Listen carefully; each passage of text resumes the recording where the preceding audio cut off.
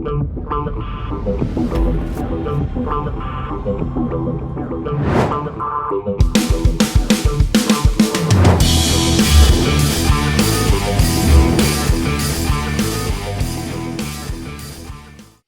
right. So how many times have you had experiences with companies, people that either cause you to be raving with excitement because they did such an exceptional job and completely, I like the term, wowed you, versus somebody who just makes you just shake your head and go, oh my goodness, like, I don't ever need to do business with these guys again.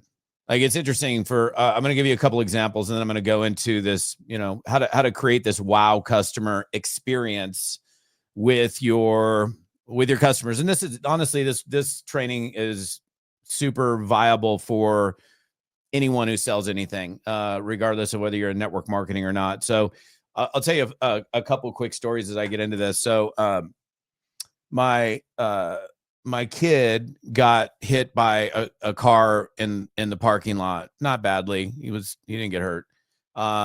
And through the insurance company, we had to, deal with all that stuff. We put it in, we take his car into the auto, whatever you call it, the auto repair, whatever I can't even, it's early, excuse me. I can't remember the exact word, the collision place, excuse me. So point number one, we drop the car off and we come to find out within 2 days that they're not even going to work on his car for 4 weeks, which the car drove fine. They could have easily said, hey, why don't you drop your car off on Monday, January 22nd, and we'll start working on it that week. So now my kid is with, first of all, I mean, when you got an 18-year-old kid, they can't even drive a rental car. So you got to be 25 to drive a rental car. So boom, that was 1 point against them. Then it took forever for them to do it. They got the job done. We go and pick up the car and his seatbelts weren't working. There was this massive mark on his door. They're like, oh, what do you want us to do about it? Like, it was the first thing he noticed when he got in his car. They weren't going to do anything about it. They tried to deny it. I had them order another side panel for his door, inner side panel for his door. The one that they ordered was probably out of a junkyard. It looked probably 2 times worse than my kids did. And I was like, I'm not going to have it. And by the way, I'll keep this story short. It was pathetic. It was so unbelievably pathetic that I ended up taking it. I took it up to the regional manager. Come to find out, the guy who said he ordered another side panel, and this is now I'm waiting like 6 weeks, 7, 8 weeks later, still never ordered the side panel. He told me he ordered the side panel. I take it to the regional manager. Go, I don't see any record of. I'm like, dude, here's the deal. Like, I'm not a complainer, but I'm about to complain in the biggest and loudest way. And I know this isn't your fault. You're the regional guy. Honestly, you should probably fire that general manager. He's like, do you want a job? I'm like, no, dude, I'm unemployable. So, bottom line, this guy, that second on the phone, I ordered it. It'll be here within 7 days. I'll call you as soon as it gets in. And it's just so interesting, the difference between these two individuals. And I could sit here and give you countless examples of personal experiences in my life. And I think it would be good for you guys on the, as I'm teaching on this subject this morning, to think about, like, when somebody, it's the same thing. I've done an exercise multiple times through my A-team coaching program. And this is, I'm mentally bringing this up because this is not an exercise I've ever had anybody do. It's similar to this, but when you have had an experience with a company, a person, a business that just surprises the heck out of you in the most amazing way, and it's just like, wow, this is incredible. I think it's worth spending time to pause and to reflect and go, okay, what did they do here? Like, how can I replicate what they did here? And so, like, I would just say, if you want to have your customers raving about you, become raving fans. Raving fans are great because they go tell other people about you. And business becomes, you got business coming your way left and right because of the experience that you provided that individual. And there's a very, very big difference. I trained on this on, I don't remember, Friday or Saturday, did a 2-day training in Dallas. And I talked to this audience about the difference between customer service and customer experience. Like, customer service is typically, reactive and problem focused. And then, a customer experience is, I don't know, I guess proactive would be the term for that. So, a great question to ask yourself, and this, for those of you that are involved in network marketing, you could ask yourself the same questions with regard to you being, a good sponsor, upline leader. Uh, and I love this question as well. In what ways can I wow? In fact, I have it up here I'm not going to move the camera. I have it up here on a post-it note that just says wow them.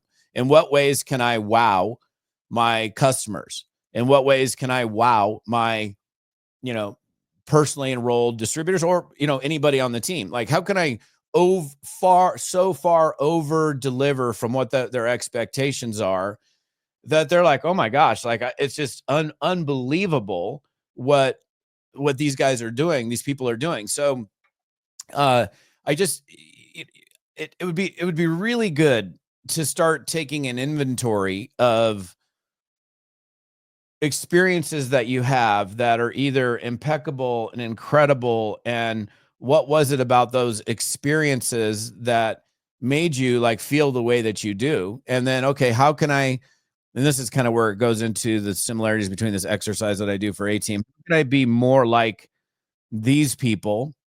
And then on the other hand, like when somebody does something that's not so good, like this collision repair place, how can I completely avoid being like that individual or that company? And it was cool because in this case, this guy, and it happened. It was interesting. It happened so fast. Like this general manager was so pathetic, so unbelievably pathetic. Lied to my face, told me he ordered the thing. He knew I was frustrated.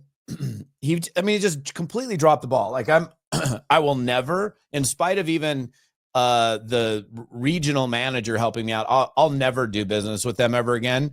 And it's interesting. We didn't have a choice to go. That's where the insurance company directed us to take the car. But like I ended up looking at them on Yelp, and they've got like less than 1 star, and it, apparently has to do with the GM in the location close to me. So that would be a good future exercise. If you haven't done that before, just taking the time to pause for a moment, reflect on the experience, whether good, bad, or indifferent. And I mean, even an indifferent experience would be worthy of like, okay, well, yeah, it was all right. Yeah, they delivered the product. Yeah, it was fine. That's not the kind of experience that you want to provide for somebody. So, pull out your journal, reserve a space in your journal. The way I've done the exercise when I run A team, it is similar, but it's not the same exercise. Is on the left side of the page, just take a piece of paper, strip it down the middle, upper left, just like, businesses that, exceptional businesses that wowed me. I don't know how you want to verbalize it, do it whatever way you want to do it. And then on the right side of the page, I guess, businesses that suck. I don't know that's probably a good term. So the like going to direct, I get going, this will work for network marketing or not network marketing. It's like, what kind of impression, like we've all heard the phrase, like you only have one chance to make a good impression. Like what kind of impression are you leaving a really memorable, lasting first impression when somebody, purchases from you? And okay, again, I'll take it in 2 different directions. Either purchases a product from you in your network marketing business, or they sign up with you as a rep in your business. And like, what kind of experience did that person have with you? Like for example, like we're looking on the distributor end. Okay, the person signed up and you signed them up, got them going, they got a distributor ID number, and then you didn't call them for 2 weeks. What do you think how do you think they're feeling? It's like, oh, he got my money. sign me up and I haven't heard from them, they're already in the process of backing out. Versus, okay, I signed you up today. Boom, immediately I got you introduced to my business partner, my upline, my other leader, the top earner in the company, put you into a Facebook group, had everybody welcome you there, immediately held your hand as I got you through some basic training and showed you the way rather than pointed my finger and said, there's the way, hope you figure it out for yourself. So little things like that, they're going to remember that stuff. I don't know what happened to my computer. Okay, just want to let me make sure. Well, that was weird. Let me make sure I'm still live here. Okay, I think I'm still live. Hang on one second. Let me put my glasses on. Wait, I believe I am. I'm never buying another Hyundai because of a lousy deal. You know, it's interesting. That's sad for Hyundai because they it's not the car manufacturer. It's the dealership that you dealt with. And that clearly has spoiled you on Hyundai. I mean, honestly, like some of the Hyundais that they're pumping out these days are pretty freaking nice, man. I mean, I was in a buddy, I think it's Hyundai that makes their upper brand is Genesis. I mean, some of those cars are pretty sweet, but yeah, I mean, here's an experience like the dealership created an experience that was so negative that you won't even buy a Hyundai again, even though it has nothing to do with the Hyundai corporate. Or you could go to a completely different car dealer and have a completely positive experience. So yeah, we just have to realize like the impact and unfortunately the impact that negative experiences leave on people is oftentimes more overpowering than a positive one. It is what it is. Like people thrive on drama and just whatever. They just thrive on what you're driving by an accident on the freeway and everybody stops and has to look. I don't know. And say like even the news, for example, the news is just negative. There's not a lot of positivity in the news. So I don't know.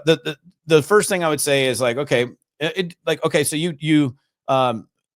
you signed up a new rep or you got a new customer. What are you doing with that person? Like, what's the first thing that you're doing? If I were to sit down with you one-on-one right now and say, okay, so tell me what you're doing with your customers. Tell me the exact steps that you take with your customers, or tell me exactly what you do with your reps. Like you should be methodical. You should have A, B, C, D. You should and repeat that every single time. And if you can create an experience and have that first impression be so memorable and so lasting,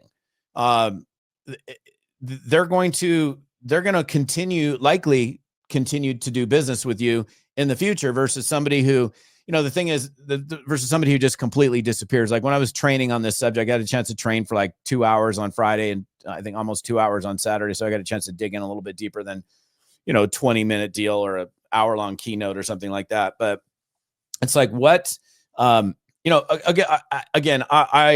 here's and I have no notes in front of me. So if I'm a little, excuse me, and it's my first video since prior to the weekend. So I had a chance to take yesterday off and ski with my lady and recoup a little bit. So when you sign up a customer, if you are to, and honestly, whether you're going to personally deliver the product, in other words, here's the cash or here's the check, or here's a credit card, here's, like an actual exchange.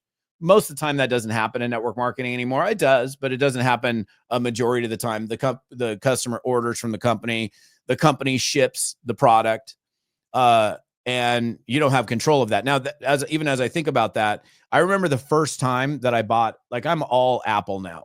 I was Dell for a long, long time. They actually, I stopped doing business with Dell. I had done like tens of thousands of business with Dell, and they blew it with me one time. And it was just, they were the way they handled that situation was so bad that I switched to Apple that day.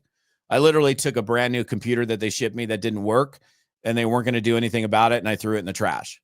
But going back to that Dell versus Apple example, now, when I would get a Dell computer, it would have like, the all the stuff was in the box. The cables were in there, the whatever, all the stuff. But the way the box was so messy. Every single time, every computer, I probably bought 15 Dells over the years. Every single time, like I get it, and fine. There were this for the most part, except for this last one. All the stuff was in there, and the computer worked. But it was always just messy. It was just like all this junk and stuff. And I remember, and I actually did a video on it. The very first Apple laptop that I got, I opened it up, and any of you guys that own Apple, whether it's an iPhone or a MacBook or whatever it is, the way that they package stuff is like incredible. Like it's so tight, it's so perfect, it fits perfect. It's just like, I remember opening up this laptop and going, oh my gosh, like I've never seen such attention to detail when it comes to the packaging of a product. And that immediately wowed me on Apple and their thinking from, okay, this person bought this computer and now we're delivering it to them. It's just, again, if you're an Apple person, you know exactly what I'm saying. If you're not an Apple person, maybe one day you will be, and then you'll see. But you don't control how your company packages stuff. I've purchased network marketing products for 6 years. And some of them, I mean, they just throw crap in a box and it's just in there and it's leaking and lids are open and it's bouncing around in the box. And then the other ones have like amazing attention to detail. They're packaged tightly. Sometimes there's like a welcome card or a thank you, or they just take the extra step. And that little extra step can oftentimes make the biggest difference. So so in those examples, if you don't control that, then okay, fine. What can you do? Like you can do, let's say you bought product from me, ordered on the website. I know, and you should know this. If you don't, you should know how long on average it takes for a customer to get your products from the moment of ordering to delivery to their home. 3 to 5 days, 5 to 7 days, 10 to 14 days. You should know that.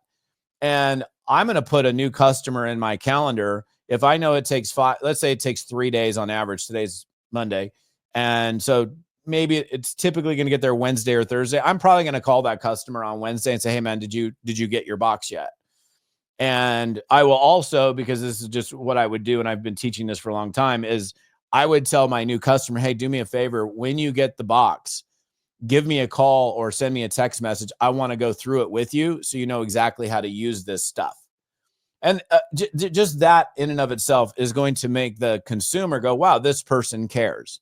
It's not like they just got my money and then they're expecting me to figure it out. There's so many things so many little steps. I would say, and I said this on stage on, I don't know what, Friday or Saturday, whatever day it was. Like communication to me is the key to success in personal relationships with your spouse, significant other, kids, team, customers, anything. And so again, if you want to be the person that just creates this experience where they're talking about you, not in a negative way, where they're talking about you and they're going, wow, man, I've never even done business with anybody that's taken this much time and cared this much. They're going to, again, like we spend all of this time working to get a customer or working to get a rep.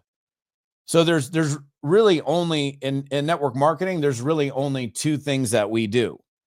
If we really strip it down, we get customers and we get reps, and then we do everything in our power to retain those customers and to retain those reps. So what you do post transaction matters as much, if not more, than what led up to the transaction. And I think a lot of people end up going, oh, well, I got their business. They take a sigh of relief. They're like, got it. Cool. Success. And like, for example, anytime you can personalize the experience is another good thing. Like if I was shipping you product, if I was like, okay, you're a brand new customer, I'm shipping you product out of my inventory. Again, we don't do that so much in network marketing these days. Not that it doesn't happen. It most certainly does. And I think if you got some, like you have a lead product, whatever that product is, it's a good idea. Let's say you have your, I don't know, the product. Like a lot of companies have like their lead product. And if you know what that lead product is, having a box or a case or bottles or whatever of it on hand so that you're talking about it with somebody and they're like, hey man, yeah, I want that right now. Okay, I'll come over to your house shortly. And if I was going to go deliver it to your house, walk over to your house, I'm going to come over there with, I'm not going to just hand you a bottle of this stuff. I'm going to probably have it in a nice box, neatly wrapped, not necessarily with wrapping paper, but neatly placed inside of that box. I would probably have at the very least a Post-it note with some very simple instructions, maybe a card, a little handwritten card that says, hey man, really appreciate you trying out my products. Here's a couple things to think about, whatever. Like, just rather than here's the box, here's the money. Like, just ask yourself right now, am I just doing the exchange or am I doing anything extra? Is there anything extra that I'm doing?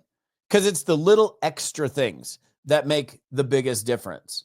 So any way that you can personalize it is always a good thing. And this all comes down to the concept of under promise, over deliver.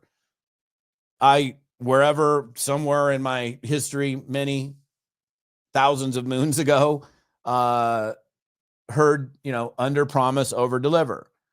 Well, if their expectations are here and you come in here, then you have a recipe for success. And I think this goes with anything that we do in life, in or out of business. I mean, I'll give you a non-business example that's kind of funny. So I'll give you two of them. I don't want to out these people. Okay. So I have visitors. I've always had a home where we've got, a really nice extra space for visitors. The house I'm in now has a totally private suite that's off of the rest of the house where they can have their own private time if they want.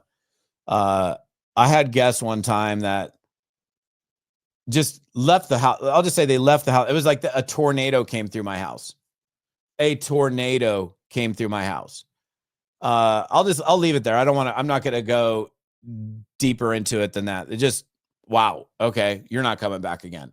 So, and then, my nephew came and visited and we just had guests this last week too. My sister and brother-in-law, my nephew, which is her son, my nephew, who has come a long way, who's doing incredibly great in life. He went through some struggling times in his life.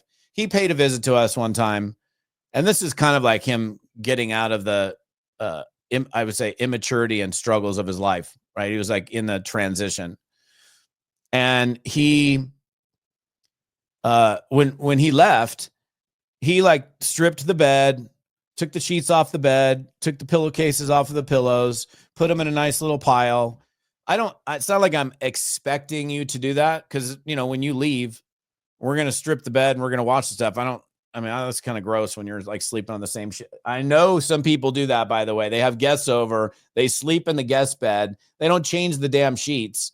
And then their next guest is sleeping in somebody else's skin fluff stuff. That's just gross.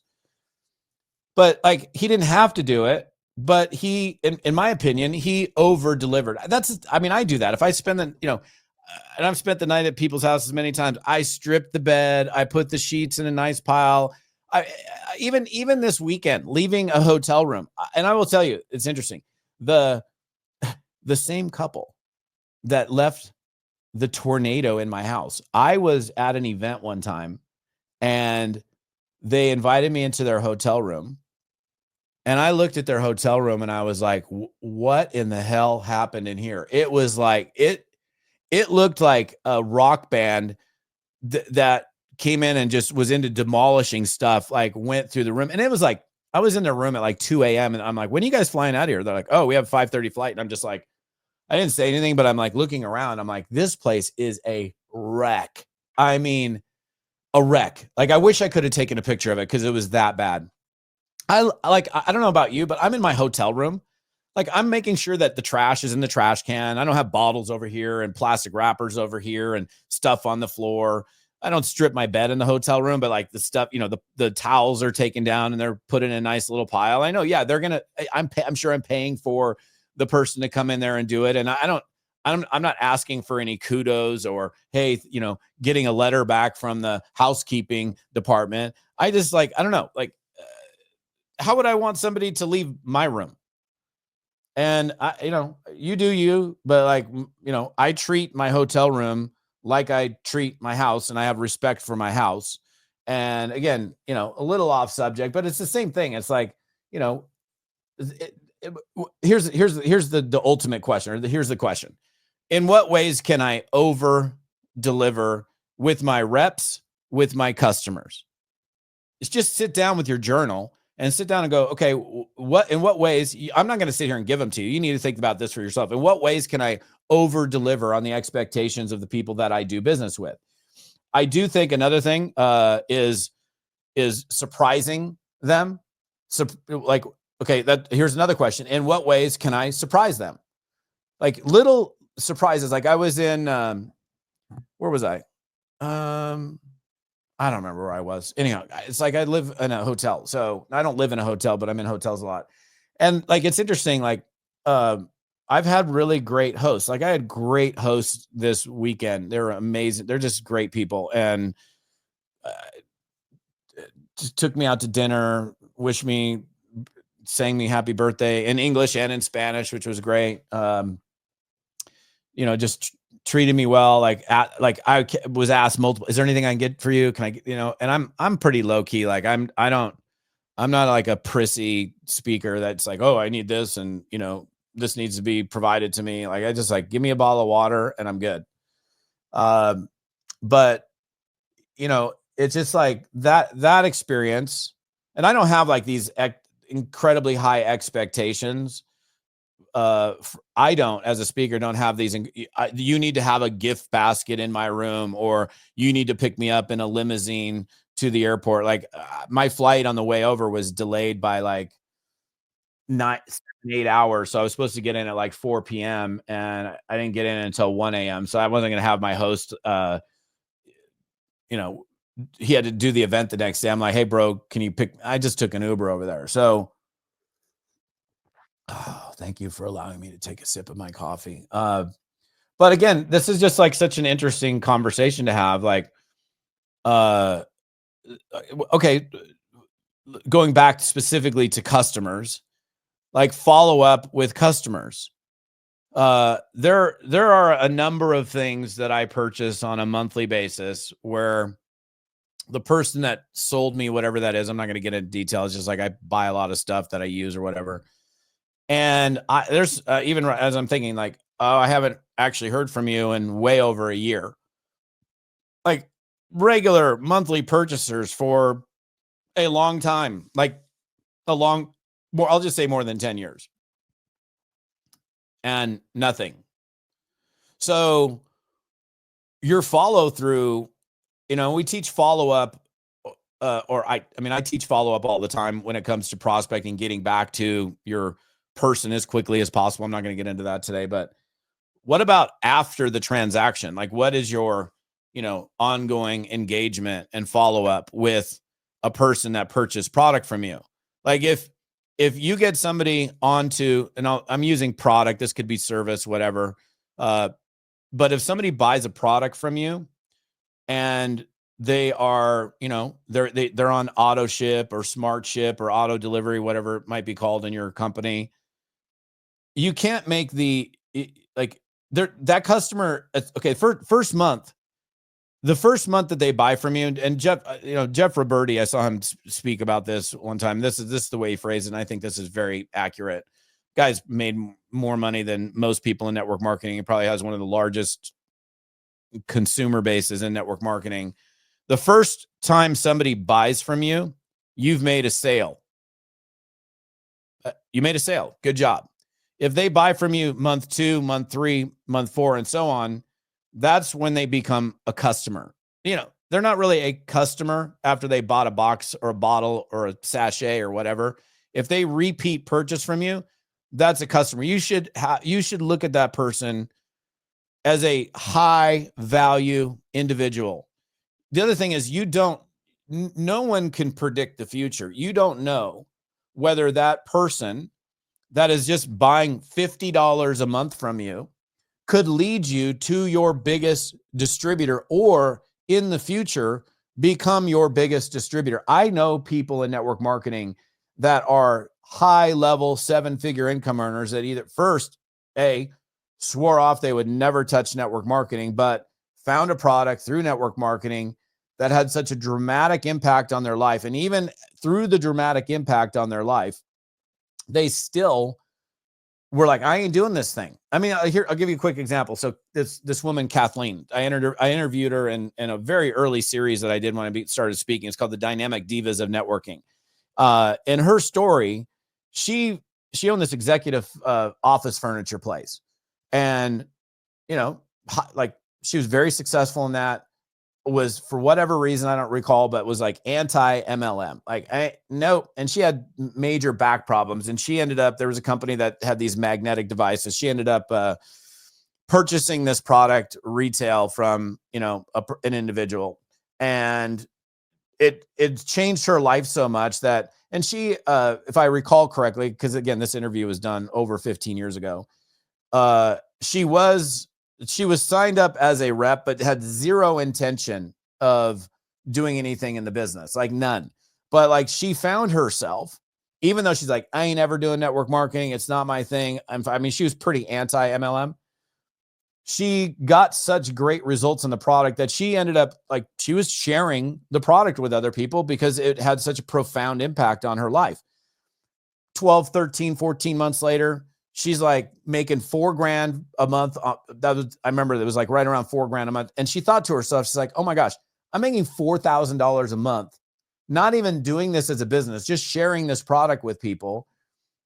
I got friends of mine that work full time that don't make $4,000 a month.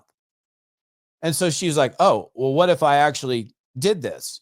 And because she had such a positive experience on the product, it caused her to go reach out to other people, or to, provide a solution to people. And ultimately the result was so good that she couldn't help herself. She was just like, I got to tell people about it. And then seeing the results, even though she swore she would never do network marketing, she had to, like, she's like, I got to do this. And she became an incredibly successful person in network marketing. So the reason I share that story, and I'll finish here shortly, is if you treat your customers with an incredible amount of respect, and you value them, and you show it through all of your actions, through everything that you do, that it's not just a number, that it's not just money in your pocket, money in your bank. You value that human being. And by the way, human beings by nature need to be wanted, needed, valued, and appreciated. And if we don't show that value, we don't show that appreciation, they will go elsewhere where they feel valued, where they feel appreciated. And I'll leave with one example. I've probably given this example on a live at some point in the past, but I'll give you an example from the workplace. Okay. Now, I understand that a majority of people that are plugged into me are involved in network marketing, in direct sales, but I got other people. And a lot of you guys that are involved in network marketing still have jobs. Most people in network marketing are part-time. So imagine this scenario, okay? And this is a made up scenario, but just imagine, I want you to, and this is the last story I'll finish with. Imagine this scenario. You work for a company and you're on a salary, and you're Monday through Friday, 9 to 5, as an example. Working 9 to 5. Okay, that's it. I can't sing. So you only work Monday through Friday, 9 to 5. And the boss comes to you. As soon as I start sharing the story, it makes me think of Office Space. If you've never seen that movie, it's hilarious. So the boss comes to you on Friday and says, hey, look, we have a project that we've got to get completed. And if we don't complete it, it's going to be bad for the company. I really need you to come in on Saturday. I know it's your day off. I know you're not getting paid anymore, but can you come in and help us finish this job? And begrudgingly, because you don't want to lose your job, you're like, okay, you show up and you go do it. So you work all day on Saturday. You show up, and I'm going to go two different directions here. You show up on Monday, back into the office. The boss who asked you to come in didn't show any appreciation, just said, hey, good morning, whatever, maybe even ignored you. I don't know, whatever, but didn't mention anything. No thank yous, no appreciation, no nothing. And I mean, you had plans on Saturday and you had to cancel those plans with your family that had been planned for months before. And you greatly sacrificed in order for you to go be there for this company that didn't pay you. And then you go in on Monday and the dude's like, doesn't say anything, doesn't show any degree of appreciation whatsoever. If in the future that guy comes back to you again and says, hey, I need you on Saturday, you're going to be sick, man.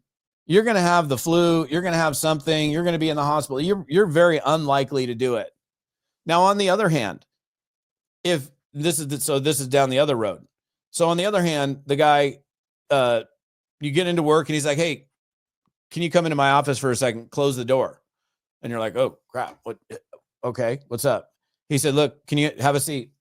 Listen, I realize that you did not get paid to come in here on Saturday, and where the company is at this point, we can't afford to pay you extra days. But the fact that you came in, let me just tell you, we would not have finished that project had we not had your hard work and effort that you put in all day on Saturday. I realize that you probably had other things to do, and the last thing you want to do is come into work, but I just want to thank you from me personally, from the company at large, for coming in here and like helping us save this client. You literally helped us save this client. And I can't tell you how much I appreciate the fact that you took time out of your weekend to come in here unpaid and help us.